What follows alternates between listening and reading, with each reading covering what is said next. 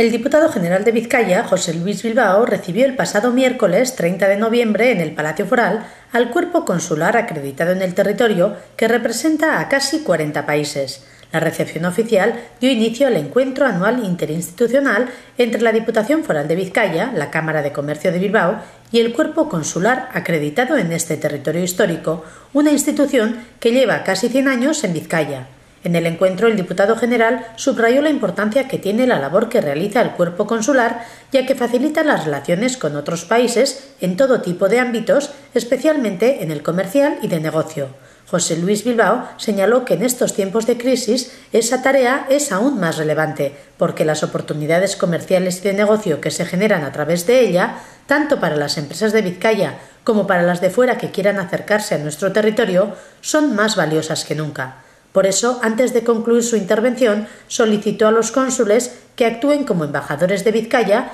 en sus países de origen.